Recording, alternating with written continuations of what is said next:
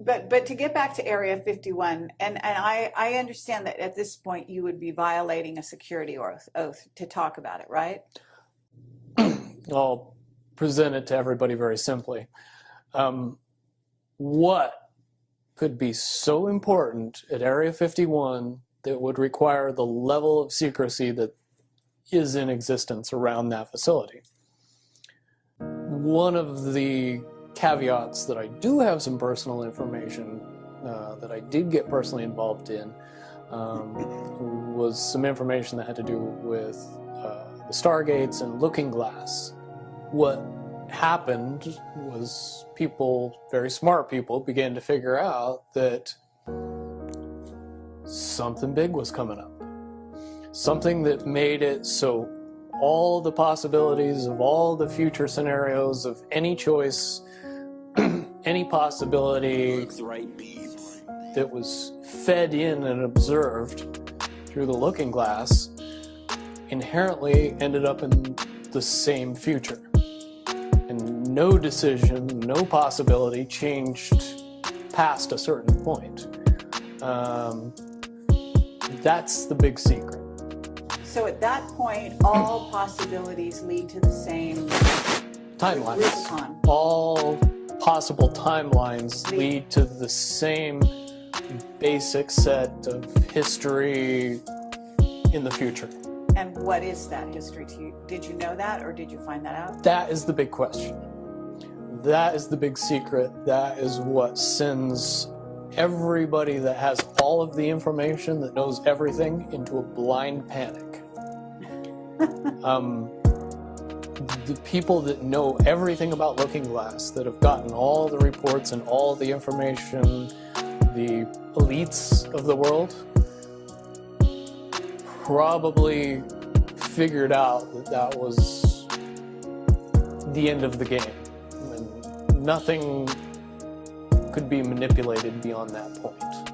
At a certain point, after they're done hearing the computer tell them, this is what's going to happen over and over and over and over again, all they become focused on is, how do we fix it? Why? What is this that's going to happen? The inevitable contraction of the timelines. There is an inevitable event.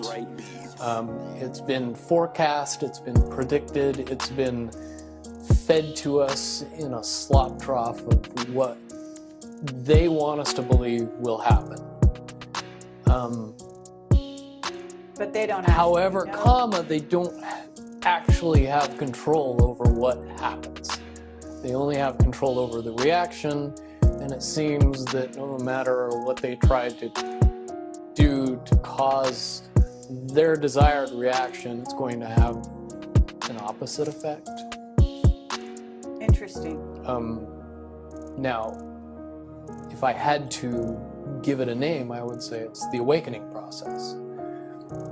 It's an evolution of consciousness that cannot, will not, and no matter what decisions or possibilities are injected into the equation, eventually it all resolves down to us all learning the truth and becoming aware of this massive dam of lies that has been built that keep us from knowing massive volume of information that we should otherwise possess.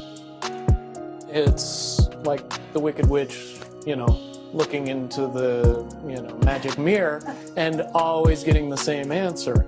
Well, if you were always getting the exact opposite of the answer that you wanted, you'd stop talking to the mirror. And that's essentially what happened with Looking Glass. Is not only did they not want people to use it anymore because they knew it was just going to burp out the same thing, but at the same time they didn't want anybody else to know what it was saying. Because that they would lose control. Because that information was of a monumental concern when I was in the military about how to prevent this inevitability. Now, at first I thought it was end of the world. Now I see end of the world as end of their world. Basically what we're experiencing right now is two master chess players sitting at the board.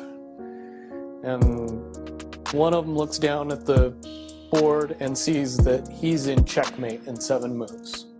And he looks across at his opponent and he knows that his opponent sees it too, so there's no getting out of it. So at this point, the loser can only prolong the game.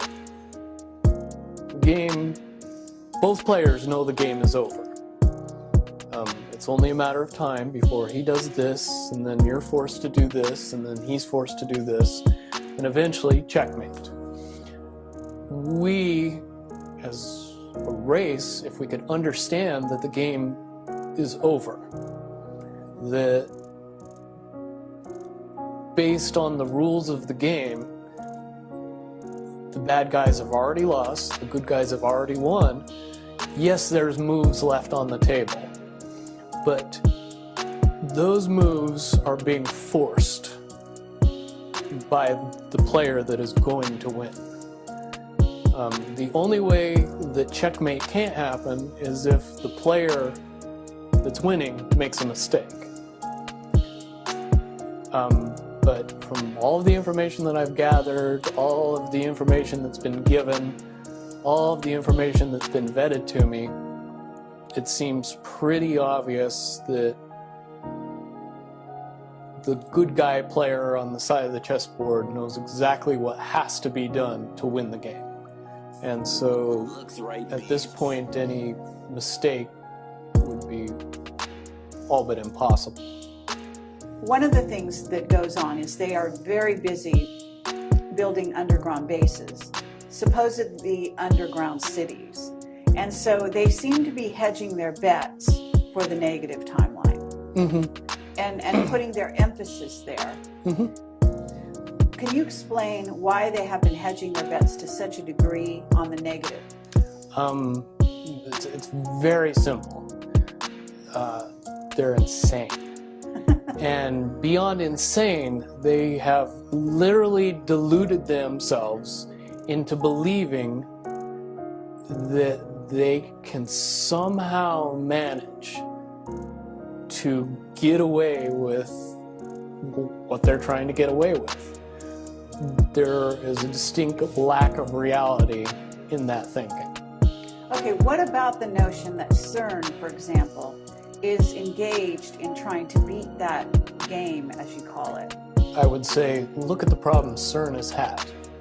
The crazy little things that have kept that project from moving forward.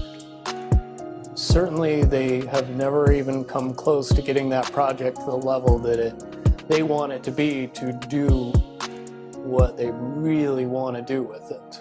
When you listen to the interviews of the scientists that are working on the project, even they say that it seems like somebody or something from the future won't let them get that project done. And the craziest little things have caused massive damage to that project. And when you get the foremost thinker in string theory saying, yeah, I don't think we're going to do it because I don't think fate wants us to do it, that says something about a scientist.